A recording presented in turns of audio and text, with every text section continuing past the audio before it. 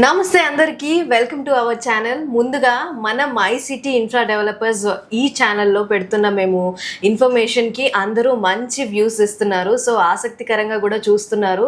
So వాళ్ళందరికీ ముందుగా very thankful. అట్లాగే మనకు రియల్ ఎస్టేట్కి సంబంధించిన చాలా డౌట్స్ ఉంటాయి. అసలు మనం ఫ్లాట్ కొనాలా, ప్లాట్ కొనాలా, అసలు ఈ రోజుల్లో ఈ జనరేషన్లో అసలు ఏది కొంటే ఏది ప్రిఫర్ చేస్తే మనకు ఫ్యూచర్లో ఇన్వెస్ట్మెంట్కి కానీ లేకపోతే గ్రోత్కి కానీ మన డబ్బులకి కానీ ఏంటి అనేది మనకి చాలా డౌట్స్ ఉంటాయి, ఎక్కడ ఇన్వెస్ట్ పెట్టాలి అనేది. సో ఇవన్నీ మనకి డౌట్స్ క్లియర్ చేయడానికి మన మై సిటీ ఇన్ఫ్రా డెవలపర్స్ వారి chairman and managing director Pavan Reddy గారు ఇప్పుడు మనతో ఉన్నారు. ఆయన్ని అడిగి తెలుసుకుందాం. సార్ నమస్తే. నమస్తే అండి. ఎలా ఉన్నారు? ఫైన్ అండి.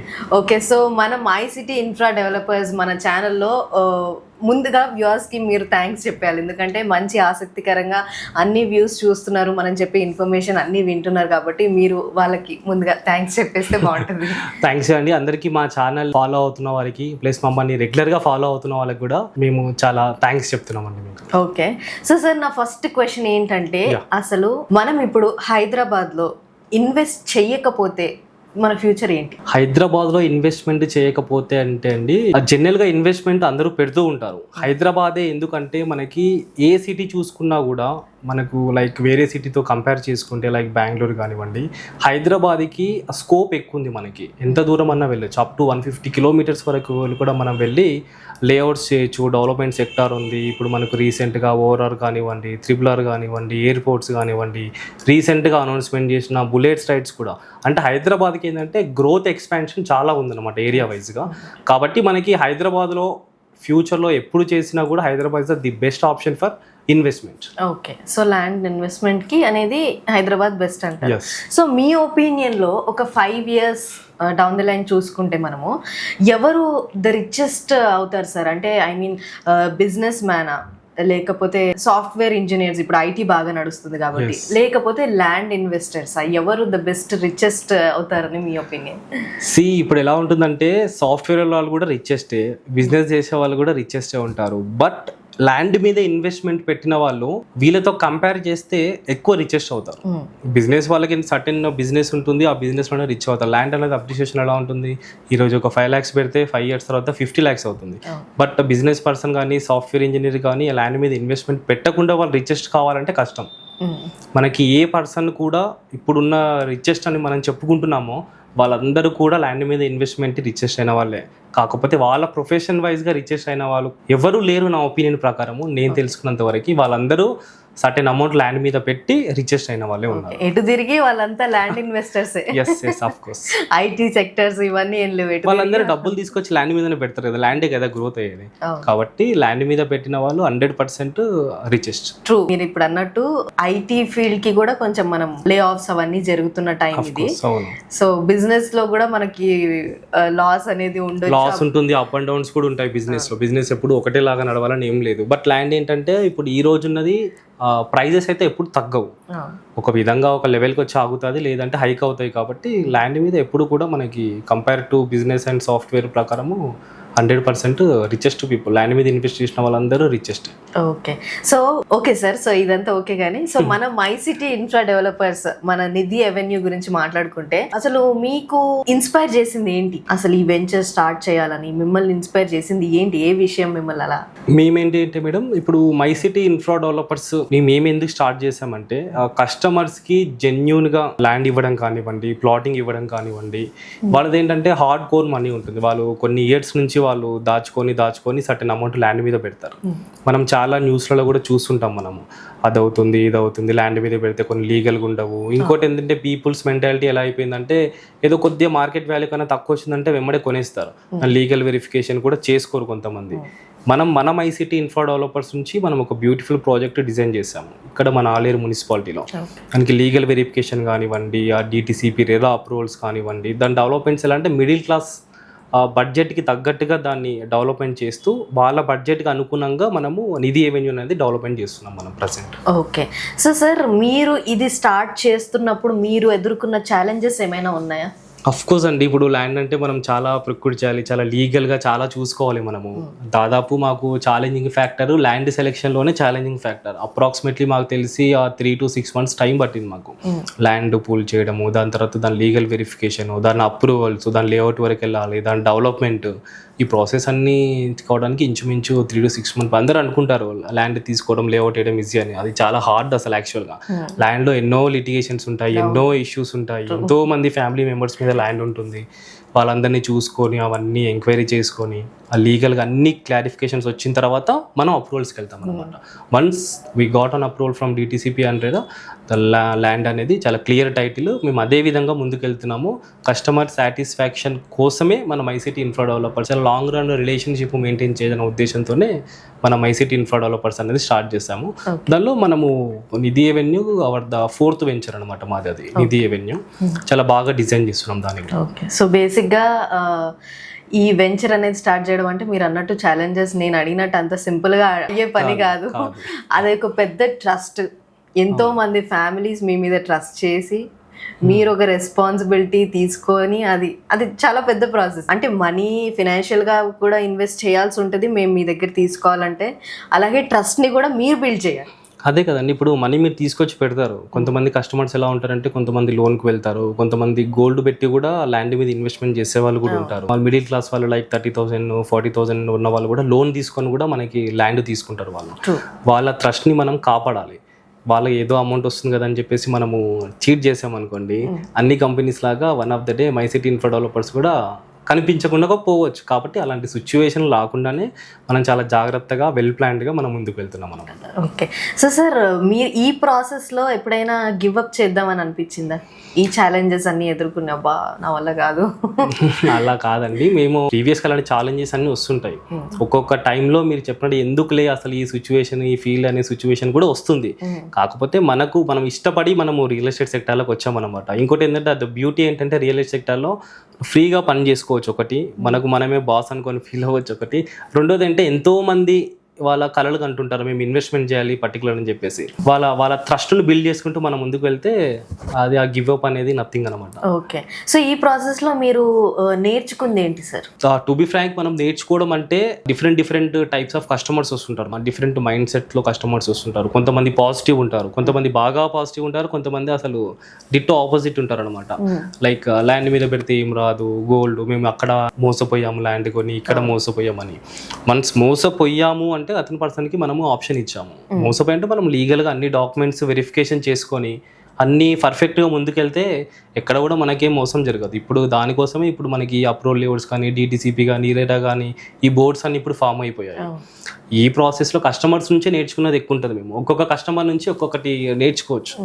వాళ్ళ ఎక్స్పీరియన్స్ కానివ్వండి, వాళ్ళకు జరిగిన అంటే ప్రీవియస్గా జరిగిన బ్యాడ్ ఇన్సిడెంట్స్ ఏమైనా ఉంటే ల్యాండ్ పరంగా అలాంటివి కానివ్వండి, లేదంటే మ్యాక్సిమం ఇవేనండి. కస్టమర్స్ నుంచి ఇలాంటి సిచ్యువేషన్స్లో వాళ్ళతో మాట్లాడుతుంటే ఏదో ఒక ఎక్స్పీరియన్స్ కొత్తగా మనకు దొరుకుతుంది అనమాట. ఓకే, సో ఏదైనా కస్టమర్తో మీరు డీల్ చేసింది మీకు బాగా మెమరబుల్గా ఉండింది, లేకపోతే కొంచెం ఛాలెంజింగ్గా అనిపించింది, వీళ్ళ ట్రస్ట్ని అమ్మో నేను ఇంత కష్టపడి వీళ్ళని నమ్మకం తెప్పియాలా అనేది కష్టంగా డీల్ చేసిన కస్టమర్ ఏదైనా ఉంది? కష్టంగా ఏం కాదండి, బై గాడ్ గ్రేస్ మన ప్రాజెక్ట్స్ అన్ని మాత్రం చాలా బాగుంటాయి. ఫస్ట్ ఆఫ్ ఆల్ చాలా బాగుంటాయి. చూడంగానే 70-80% నచ్చుతుంది. ఒక 10% లీగాలిటీ వల్ల క్లియర్ చేసేస్తాం మేము. బట్ ఏంటంటే వాళ్ళు చెప్తున్నప్పుడు వాళ్ళ కళ్ళలో ఒక ఆనందం చూస్తాం అనమాట. వాళ్ళు మా మీద నమ్మకాన్ని పెట్టి మనకు అన్ని లక్షల డబ్బులు ఇస్తారు. వాళ్ళు రిజిస్ట్రేషన్ పరంగా ఎక్కడ మోసం చేయకుండా, ఎక్కడ డిలే కాకుండా, మోసం అని కాదు డిలే, మనకి ఇక్కడ మోసం చేయడానికి ఆప్షనే ఉంటుంది మన దగ్గర. డిలే కాకుండా చాలా స్మూత్గా రిజిస్ట్రేషన్ ప్రాసెస్ కానీ, వాళ్ళు రిజిస్ట్రేషన్ డాక్యుమెంట్ వాళ్ళ ఇంటి వరకు తీసుకెళ్ళి మేమే హ్యాండ్ ఓవర్ చేస్తే వాళ్ళ కళ్ళలో అది ఆనందం కదా, ఆనందం చూసేటప్పుడు బాగా అనిపిస్తుంది. ఓకే, సో సార్ మీ దగ్గరకు వచ్చే కస్టమర్స్ ఒక 3 జనరల్గా వెంచర్ కొనాలి అని అనుకుంటే వాళ్ళ ఎక్స్పెక్టేషన్స్ ఒక 3 ఎక్స్పెక్టేషన్స్ ఖచ్చితంగా ఇవి ఉంటున్నాయి జనాల్లో అనేవి మీరు ఏమైనా అబ్జర్వ్ చేశారా? వాళ్ళు ఏంటంటే అండి, తక్కువ ప్రైస్ ఎక్స్పెక్ట్ చేయడం ఒకటి. కస్టమర్స్ అఫ్కోర్స్ ఎవరైనా కూడా కస్టమర్స్ కొద్దిగా తక్కువ రావాలి మాకు ప్రైస్ అని ఎక్స్పెక్ట్ చేస్తారు ఇన్వెస్ట్మెంట్లో. ఒకటి లీగాలిటీ కరెక్ట్ ఉండాలి అన్నట్టు కూడా ఒకటి చూస్తారు. ఒకటి మెయిన్గా ఇప్పుడు కస్టమర్స్లో చూసేది అంటే రీసేల్ వాల్యూ. మాకు తొందరగా రీసేల్ కావాలి. ఇప్పుడు ఒక కస్టమర్ వాళ్ళ చిల్డ్రన్స్ ఎడ్యుకేషన్ కోసమో, లేదంటే వాళ్ళ అబ్బాయినో అమ్మాయినో ఫారెన్ పంపించడం కోసమో ఒక చిన్న అసెట్ కొని పెట్టుకుంటాడు.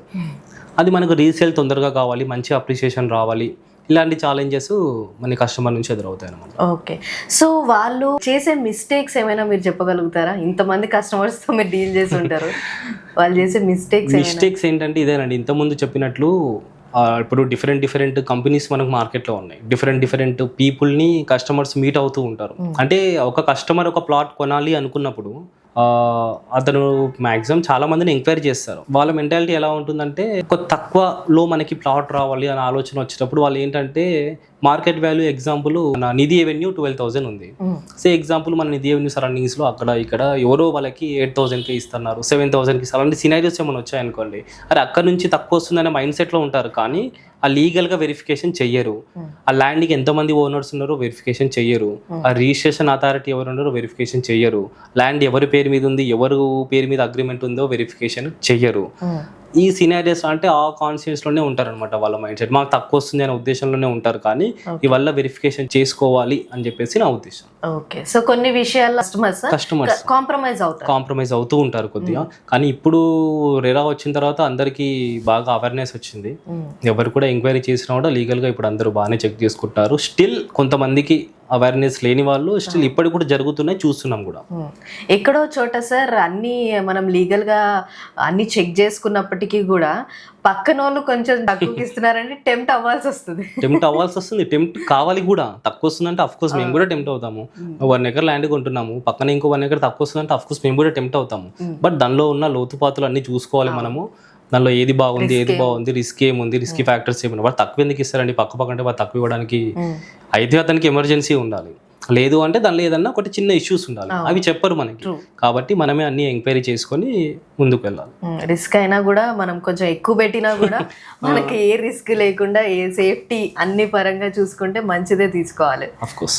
సో సార్, ఈ రోజుల్లో మనం హైదరాబాద్ లో బేసిక్ గా ఇన్వెస్ట్ చేస్తే మనకి ఫ్యూచర్ బాగుంటుంది అని మీరు అంటున్నారు కాబట్టి మనం ప్లాట్ కొంటే బెస్టా, ఫ్లాట్ కొంటే బెస్టా? ఇప్పుడు compare to flat and plot అంటే ఫ్లాట్ అంటే ప్రజెంట్ ఇప్పుడు మనం ఉండాలి లివింగ్ కోసం అంటే flat is the better option. అంటే అందరూ ఇప్పుడు ల్యాండ్ కొని కన్స్ట్రక్షన్ చేసుకునే సిచ్యువేషన్ ప్రైజెస్ హైదరాబాద్ లో లేవు, టు బి ఫ్రాంక్. కాబట్టి ఫ్లాట్ అనేది ఏంటంటే ఇప్పుడు మనము కట్టుకొని ఉండడానికి, రెంటల్ పర్పస్ ఎవరికైనా ఇవ్వడానికి ఫ్లాట్ అనేది ఆప్షన్ ఒకటి. బట్ ఇన్వెస్ట్మెంట్ పరంగానే ఫ్లాట్ కొనడం అనేది ఇట్స్ టోటలీ రాంగ్ అనమాట. ఇన్వెస్ట్మెంట్ పరంగా 100% PLOT ప్లాటే కొనాలి.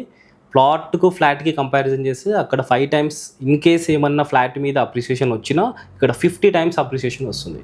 కంపేర్ టు మినిమం 50 times అనే దానికన్నా 10x times అయితే 100% వస్తుంది ప్లాట్ మీద. ఓకే, సో సార్ మామూలుగా జనాలు కానీ మేము నార్మల్ మధ్య తరగతి వాళ్ళం కానీ లేకపోతే నార్మల్ పీపుల్ కానీ ఈ రియల్ ఎస్టేట్ గురించి తెలియని వాళ్ళు అసలు దాని వెనకాల ఏం జరుగుతుందో మాకు తెలియదు. జనరల్ గా మేము ఏమనుకుంటాం, ఒక వెంచర్ కొనాలి, దాని లీగల్ గా అన్ని కరెక్ట్ గా ఉన్నాయి అని ఆలోచిస్తాం. సో మీకు దాని లోతుపాతులు అన్ని తెలుస్తాయి, దాని వెనకాల జరిగే స్కామ్స్ కానీ రిస్క్స్ కానీ అన్నీ మీకు తెలుస్తూ ఉంటాయి. సో మేము చూసుకోవాల్సిన కానీ లేకపోతే మీకు తెలిసిన కానీ ఒక బిగ్గెస్ట్ రియల్ ఎస్టేట్ స్కామ్ ఒకటి చెప్తారా మాకు? ఏదైనా ఒక 2 కానీ లేకపోతే రియల్ ఎస్టేట్ లో స్కామ్స్ అనేవి ఏమి ఉండవండి. ఇప్పుడు ఎలా అంటే ఇంత ముందు మీరు అన్నట్టుగా రియల్ ఎస్టేట్ లో డబుల్ రిజిస్ట్రేషన్స్ అయ్యాయి ఇంత ముందుకు. ఒకటే ప్లాట్ కి మల్టిపుల్ కస్టమర్స్ కి రిజిస్ట్రేషన్ చేయడం లాంటివి జరిగినాయి. ఇప్పుడు బాగా అవేర్నెస్ వచ్చింది. అవన్నిటిని అరికట్టడానికే గవర్నమెంట్ కూడా HMD కానీ DTCP కానీ రీసెంట్ గా ఈ మన రేరా కూడా ఈ యాక్ట్ అన్ని ఎందుకు వచ్చాయంటే మనకి ఇవన్నీ ఓవర్కమ్ చేస్తూ కస్టమర్ కి జెన్యున్ గా ఎవరైనా సరే ప్లాటింగ్ చేసిన వాళ్ళు, ఏ వెంచర్ వాళ్ళైనా కూడా, ఏ కంపెనీ వాళ్ళు కూడా ఇవల్ల చేయకూడదు అని చెప్పేసి వాళ్ళు వచ్చాయన్నమాట. ఇప్పుడు అలాంటివి ఏమి రిస్క్స్ అయితే ఏం లేవండి. సో ఈ డాక్యుమెంట్స్ అనేవి వెరిఫై చేయకపోతే ఎలా ఎఫెక్ట్ అవుతాం సార్? ఇలాంటి సేమ్ ఇప్పుడు మనము ప్రైస్ తక్కువ వస్తుందని తక్కువలో టెంప్ట్ అవుతాం కదా, అలాంటి రిస్క్స్ మనం పడాల్సి వస్తుంది. డాక్యుమెంట్ వెరిఫికేషన్ అనేది బిఫోర్ మనకు రిజిస్ట్రేషన్ కి వెళ్లే ముందు సింపుల్ గా చెప్పాలంటే అమౌంట్ ఇచ్చే ముందుకి మన డాక్యుమెంట్ వెరిఫికేషన్స్ అన్ని క్లియర్ గా చెక్ చేసుకోవాలి. ఇప్పుడు మనం ICT ఇన్ఫ్రా డెవలపర్స్ నుంచి అయితే మనకి అలాంటి లిటిగేషన్ టెన్షన్స్ లేవు. మనం 1954 నుంచి లింక్ డాక్యుమెంట్స్ అన్ని ప్రతి ఒక్క కస్టమర్ కి ప్రొవైడ్ చేస్తున్నాం మనం. 1954 నుంచి అంటే మన గవర్నమెంట్ రికార్డ్స్ లోకి ల్యాండ్ అయితే ఎప్పుడైతే అఫీషియల్ గా గవర్నమెంట్ రికార్డ్స్ లోకి వచ్చిందో అప్పటి నుంచి మనము లింక్ డాక్యుమెంట్స్ ప్రొవైడ్ చేస్తున్నాం. ఓకే, సో ఈ రిజిస్ట్రేషన్ అయ్యాక కూడా మనకి ఏదైనా జరిగే ఛాన్సెస్ ఉన్నాయా సార్? కేసెస్ ఉన్నాయా? లేదు, మన తరపు నుంచి అయితే ఆఫ్టర్ రిజిస్ట్రేషన్స్ ఇలాంటి ప్రాబ్లమ్స్ అయితే ఏవి రావు. డబుల్ రిజిస్ట్రేషన్స్ అనే అసలు ఆ క్వశ్చన్ లేదు అసలు మన దగ్గర. దట్టు మనం చేసేది purely approval plots, DTCP approval plots కాబట్టి అలాంటి టెన్షన్స్ ఏం లేవు మనకి. ఓకే. సో సార్ నాకు ఒక జనరల్ క్వశ్చన్ ఉంది. ఒక 10 lakhs ఉన్నాయి నా దగ్గర అనుకోండి. సో నేను అది ఎక్కడ ఇన్వెస్ట్ చేస్తే బెటర్ అనుకుంటా? అంటే ఈ ప్లాట్ మీదనా, లేకపోతే ఫ్లాట్ మీదనా, లేకపోతే ల్యాండ్, అంటే బేసిక్ గా ల్యాండ్ లో ఇన్వెస్ట్ చేస్తే బెటర్ అనుకుంటారా, ఎక్కడ ఇన్వెస్ట్ చేస్తే బెటర్ అనుకుంటారా? 10 lakhs ఉన్నప్పుడు మనము ఆఫ్ కోర్స్ ప్లాట్ మీదనే ఇన్వెస్ట్మెంట్ చేయడం చాలా బెటర్. ఫ్లాట్ కన్నా ప్లాట్ ఏంటంటే మనకి ఈ 10 lakhs ది కొద్దిగా మల్టిపుల్ అయ్యే ఛాన్సెస్ ఎక్కువ.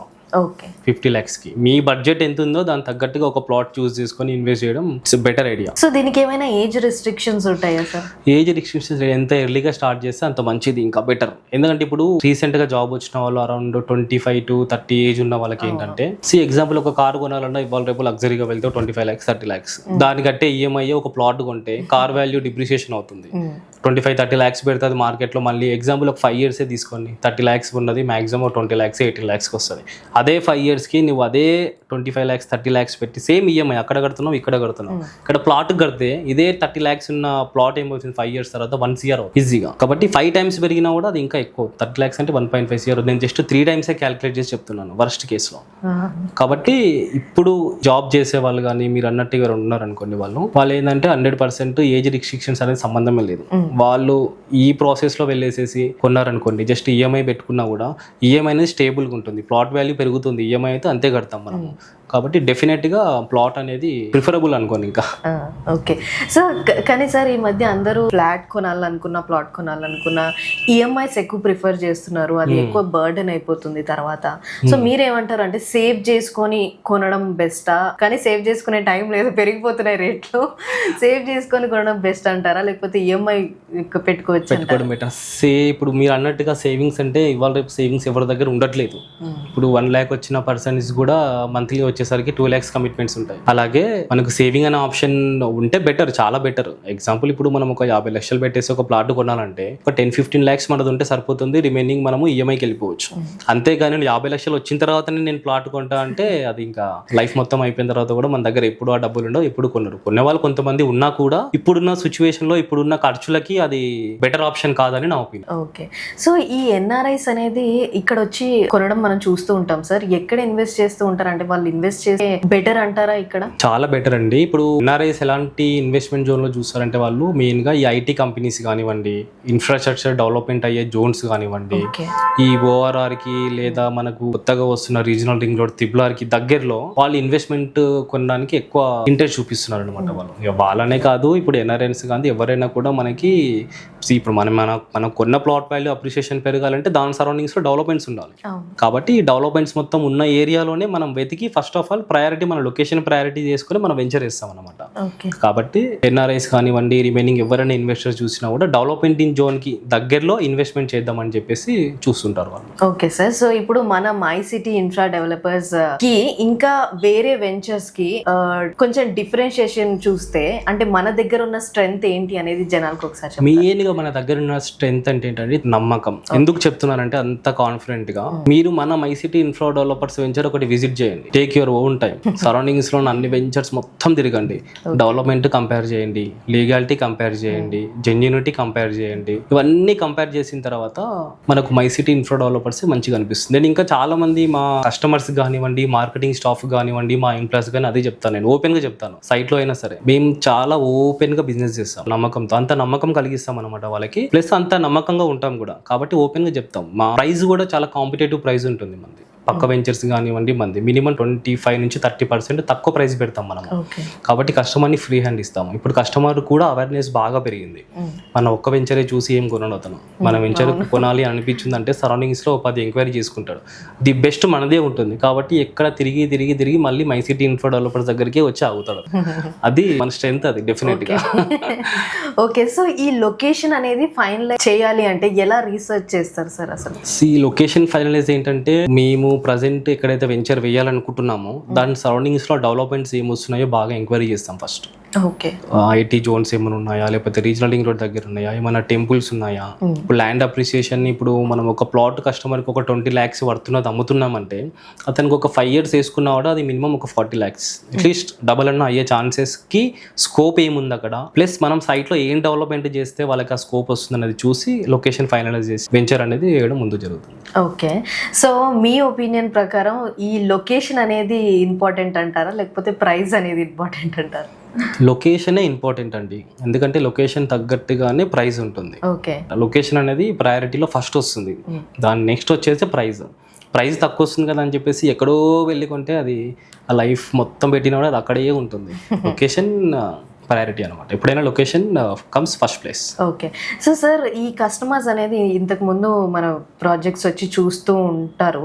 సో ఈ మన ప్రాజెక్ట్లో మై సిటీ ఇన్ఫ్రా డెవలపర్స్లో ఎక్కువ అప్రిసియేషన్స్ వచ్చింది దేనికి, అంటే మన ప్రాజెక్ట్కి ఏం రీజన్స్కి ఎక్కువ అప్రిషియేషన్స్ వచ్చాయి, మీరు ఒకసారి చెప్పగలుగుతారా? మన డెవలప్మెంట్స్ అండి, ఫస్ట్ ఆఫ్ ఆల్ మన డెవలప్మెంట్స్ ఒకటి, దాని తర్వాత సరౌండింగ్ డెవలప్మెంట్స్. వెంచర్ వేయడమే కాకుండా ఆ లొకేషన్లో మన వెంచర్ వేసిన దాన్ని డెవలప్మెంట్ చేయడం కూడా నెక్స్ట్ స్టెప్ కిందకి వస్తుంది. లొకేషన్ బాగానే ఉంటుంది, ఏం డెవలప్మెంట్ చేయలేదు అనుకోండి, కస్టమర్ కూడా బాగుంటుంది. మనకి పుట్టిగా ప్లేన్ ల్యాండ్ వదిలేసేస్తే అది అలానే ఉండిపోతుంది. కాబట్టి మనం డెవలప్మెంట్ అనేది చాలా బాగా చేస్తాం మనము.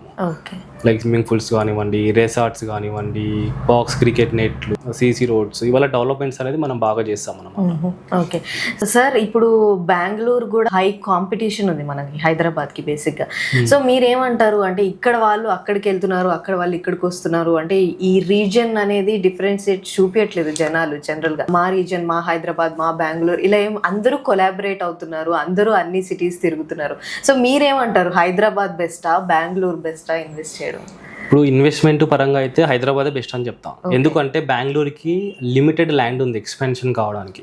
మనము ఇంతకుముందు ఫస్ట్ చెప్పుకున్నట్టు హైదరాబాద్కి 150 kilometers, Hyderabad heart of the centre నుంచి తీసుకున్న 150 kilometers ఎటన్నా వెళ్ళండి, north, east, south, west, 150 kilometers వరకు ఇంకా ఎక్కువే ఉంటుంది. మనకు ల్యాండ్ ఉంది, డెవలప్మెంట్ చేసుకోవడానికి ఆప్షన్ ఉంది. కానీ బెంగళూరు సిటీకి ఆ ఆప్షన్ లేదు, కొద్దిగా లిమిటెడ్గానే ఉంది. కాబట్టి అక్కడ ల్యాండ్ రిసోర్సెస్ ఇన్వెస్ట్మెంట్కి వచ్చేసరికి Hyderabad is the best. Okay. So మీరేం నమ్ముతారు సార్, అంటే ఒక 5 years డౌన్ ది లైన్లో ఒక 100% ఖచ్చితంగా ఈ ఏరియా బూమ్ అవుతుంది అనే ఏరియా మీరు ఏదైనా అనుకుంటున్నారా? అట్లేం లేదండి, హైదరాబాద్లో అన్ని ఏరియాస్ బూమ్ అవుతాయి. ఇప్పుడు దేని తగ్గట్టుగా ఆ లొకేషన్, ఆ ఏరియా అనేది బూమ్ అవుతూ వస్తుంది. పర్టికులర్ ఏరియా హైదరాబాద్లో బూమ్ వస్తుందని చెప్పడానికి లేదు. మనకు 4 corners ఎటు తీసుకున్నా కూడా హైదరాబాద్లో భూమి ఉంది మనకి ఇప్పుడు. ఓకే. సో సార్, ఈ పాజిటివ్సే కాకుండా మనం నెగిటివ్స్ కూడా మాట్లాడాలి. సో హైదరాబాద్లో ఈ ఏరియాలో ఇన్వెస్ట్ చేయకూడదు అనే ఏరియా ఏమైనా ఉందా? అలా ఏం లేదండి, హైదరాబాద్లో ఇన్వెస్ట్మెంట్ చేయకూడని ఏరియా అంటూ లేదు. బట్ సమ్ ఏరియాస్లో లీగల్గా చెక్ చేసుకుంటే మనకు సరిపోతుంది. ఓకే. జస్ట్ లీగల్గా చెక్ చేసుకొని అక్కడ మంచిగా ఉందంటే మనం తీసుకోవచ్చు, ప్రాబ్లం లేదు. 2026లో ఉన్నాం మనము. సో ఇప్పుడు ఒక పర్సన్ ఇన్వెస్ట్ చేయాలి అంటే ఎలా ఇన్వెస్ట్ చేయాలంటే ఆ ప్రాసెస్ ఎలా స్టార్ట్ చేయాలి ఈ ల్యాండ్ పైన? ఇన్వెస్ట్మెంట్ మీద దానికి ఏం పెద్ద ప్రాసెస్ అంటే అవసరం లేదండి. అతను ఇన్వెస్ట్మెంట్ చేయాలనే ఆలోచన రావడమే ఫస్ట్ ఇన్వెస్ట్మెంట్ అతనికి. నెక్స్ట్ వచ్చేసేసి అతను జాబ్ చేసినా, బిజినెస్ చేసినా కూడా ఇప్పుడు ప్రతి ఒక్క ప్రాజెక్ట్ కి లోన్స్ వస్తాయి. ఈవెన్ మన ప్రాజెక్ట్స్, అన్ని ప్రాజెక్ట్స్ కి లోన్స్ ఉన్నాయి. ఒక 10% 20% అతను కట్టుకున్నా కూడా మిగతాది ప్రశాంతంగా ఈఎంఐ కట్టుకుంటూ వెళ్ళొచ్చు. ల్యాండ్ అప్రిషియేషన్ వస్తుంది, ఆటోమేటిక్ గా ఈఎంఐ అనేది కాన్స్టెంట్ గా ఉంటుంది. ఓకే.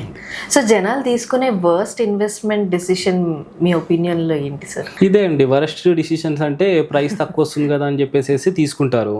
దాన్ని లీగాలిటీ చూడరు, అసలు ఆ ఏరియా చూడరు, లొకేషన్ చూడరు, ఏం చూడరు. జస్ట్ ఓ ప్లాట్ కావాలి, మేము పెట్టేసేస్తున్నాం, అది ఎక్కడ ఉంది, అసలు లీగల్గా ఉందా అదంటే వాళ్ళని చెక్ చేసుకోరు. ఇలాంటి వరస్ట్ డిసిషన్సే కస్టమర్స్ కొంతమంది తీసుకునేటివి. రియల్ ఎస్టేట్ లో బేసిక్ గా మోసపోయే వాళ్ళకు మీరు ఏం చెప్తారు, అంటే ఎలాంటి జాగ్రత్తలు చెప్తారు? రియల్ ఎస్టేట్ లో వాళ్ళు మోసపోయే వాళ్ళకు అంటే అందరూ మోసపోతుంటారు, అట్లా అని చెప్పేసి రియల్ ఎస్టేటే మోసం కాదు. సరే, అదొకటి లెసన్ గా తీసుకొని, నేను దేని వల్ల మోసపోయానో ఒకసారి అతను తీసుకొని దాని ఒక లెసన్ గా తీసుకొని నెక్స్ట్ పెట్టే ఇన్వెస్ట్మెంట్ చాలా జాగ్రత్తగా, ఇంత ముందు ప్రీవియస్ గా లెసన్స్ ఏం నేర్చుకున్నాడో దాని నుంచి మనము ముందుకు వెళ్తే సరిపోతుంది. ఆ లెసన్స్ నుంచి తీసుకొని కొద్దిగా జాగ్రత్తగా నెక్స్ట్ ఇన్వెస్ట్మెంట్ పెడితే సరిపోతుంది. అంతే తప్ప ఒక్కసారి మోసపోయామని చెప్పేసి ఇప్పుడు రియల్ ఎస్టేట్ మోసం అని కాదు. నేను చెప్పాను కదా ఇంతకుముందు, మనం మోసపోతున్నామంటే అతనికి అవకాశం ఇచ్చాం మనం మోసం చేయడానికి, అంతే సింపుల్ లాజిక్ అక్కడ. కాబట్టి అది ఒక లెసన్ గా తీసుకొని ముందుకు వెళ్తే సరిపోతుంది. ఓకే. కానీ ఒక మిత్ ఉంది సార్ ఈ రియల్ ఎస్టేట్, నిజానికే రియల్ ఎస్టేట్ ని నమ్మొద్దు, ఈ మిత్ అనేది ఇప్పటికీ నడుస్తూనే ఉంది. కానీ మోసం జరుగుతూ ఉంది, జనాలు కూడా ఆ మిత్ని ఇంకా స్ట్రాంగ్ గా నమ్ముతూ ఉన్నారు. రియల్ ఎస్టేట్ని నమ్మొద్దు అంటే రియల్ ఎస్టేట్ని కొద్దిసేపటి వరకు రియల్ ఎస్టేట్ని నమ్మకండి. మీరు చూసిన ప్లాట్ని, ఓకే, ఆ ప్లాట్ డాక్యుమెంట్స్ని, ఆ డాక్యుమెంట్స్ బ్యాక్ సైడ్ ఉన్న లీగాలిటీని, వాటిని నమ్మండి సరిపోతుంది. ఆన్ పేపర్ ఆటోమేటిక్గా మీకు ఆ వల్ల నమ్మారంటే రియల్ ఎస్టేట్లో మోసం చేసే వాళ్ళు ఉంటారు, మంచి చేసే వాళ్ళు కూడా ఉంటారు. ఒక్కసారి మోసపోయాలని చెప్పేసి మనము రియల్ ఎస్టేట్ మొత్తం మోసం అయితే ఉండదు.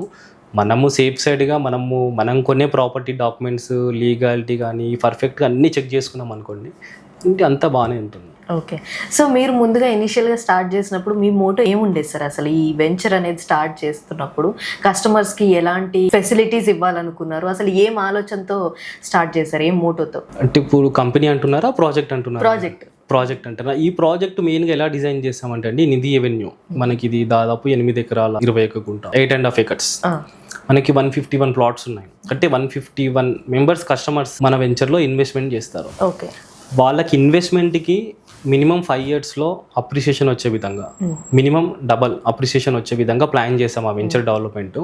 అదొక్కటే కాకుండా మన వెంచర్ సరౌండింగ్స్లో ఈ త్రిబులర్ కానివ్వండి, ఓఆర్ఆర్ కానివ్వండి, మన యాదాద్రి లక్ష్మీ నరసింహస్వామి టెంపుల్ కానివ్వండి, కళ్యాణ్ టెక్స్టైల్ పార్క్ కానివ్వండి, నెక్స్ట్ జీడికల్ రామాలయం కానివ్వండి, వీటన్నిటికీ మన వెంచర్లో వాళ్ళు వచ్చిన తర్వాత వెంచర్లో మనము ఒక 1-2 days స్టే చేసే విధంగా వెంచర్ డెవలప్మెంట్ చేస్తున్నాం మనము. ఈ స్విమ్మింగ్ పూల్ కానివ్వండి, ప్లస్ ఈ 3 BHK క్లబ్ హౌస్ ఒకటి కడుతున్నాం మనము. వాళ్ళు ఏంటంటే సరదాగా 5 years ఖాళీగా వదిలేసే బదులు మంత్లీ ఒకసారి, వీక్లీ ఒకసారి వాళ్ళ టేక్ టైం సింపుల్. మన వెంచర్ ఎలా ఉంటుందంటే హైవే నుంచి just walkable distance 100 meters. Mid night కూడా ఆర్టీసీ బస్ ఎక్కి అక్కడ దిగి నడుచుకుంటూ రావచ్చు మన వెంచర్లోకి. వచ్చి వాళ్ళు 1-2 days నైట్ స్టే చేసి ఇవల్ల చూసుకొని మనం ఇచ్చే క్లబ్ హౌస్ కానీ, రిసార్ట్లో స్విమ్మింగ్ పూల్లో ఎంజాయ్ చేసి మళ్ళీ వాళ్ళు రెగ్యులర్గా వాళ్ళ డ్యూటీస్ వాళ్ళు చేసుకోవచ్చు. ఆ విధంగా మనం వెంచర్ డెవలప్మెంట్ చేసాము. సేమ్ యాజ్ యూజువల్ ఆటోమేటిక్గా 5 yearsలో వాళ్ళకి అప్రిషియేషన్ కూడా వస్తుంది. ఓకే సార్, సో కొన్ని ఇయర్స్లో అంటే 5-6 yearsలో ఈ మై సిటీ ఇన్ఫ్రా డెవలపర్స్ ని ఎక్కడ చూడాలని అనుకుంటున్నారు మీరు? అండి, మా మై సిటీ ఇన్ఫ్రా డెవలపర్స్ పెట్టినప్పుడు ఏంటంటే మనము కస్టమర్స్కి ఎక్కడ మోసం జరగకుండా రిజిస్ట్రేషన్స్ పరంగా కానీ, వెంచర్స్ పరంగా కానీ వాళ్ళ నమ్మకంతో మనము ఇంకా ఇప్పుడు ఏదైతే మనము 5-6 వెంచర్స్ మనవి రన్నింగ్లో ఉన్నాయో అవి 50 వెంచర్స్ వరకు రన్నింగ్ చేసి ఈ 150 కాదు ఒక 10,000 మెంబర్స్ కస్టమర్స్ మన దగ్గర ఉండాలని చెప్పేసి ఒక 5-6 yearsలో ఆ మోటోతోనే మేము వర్క్ చేస్తున్నాం ఇప్పుడు. ఓకే ఓకే, సో ఒక చిన్న ఫెసిలిటీస్ అనేవి మీరు, అంటే నేను ఇంతకు ముందు మన వీడియోస్లో కూడా నేను మెన్షన్ చేస్తూ వచ్చాను మన ఐసిటీ ఇన్ఫ్రా డెవలపర్స్లో ఏమేమి ఉన్నాయో. సో మీ మాటల్లో కూడా అసలు ఫెసిలిటీస్ ఏమేమి ఉన్నాయి ఒక్కసారి మంచిగా క్లియర్గా చెప్పేస్తే. ఓకేనండి, ఇప్పుడు మన మై సిటీ ఇన్ఫ్రా డెవలపర్స్లో ప్రజెంట్ మెయిన్గా ఫోకస్ చేస్తున్న ప్రాజెక్ట్ ఏంటంటే నిధి ఎవెన్యూ అండి. మెయిన్గా ఫోకస్ ఇన్ ద సెన్స్ అది రీసెంట్గా లాంచ్ చేసాము ప్రాజెక్ట్ వచ్చేసి.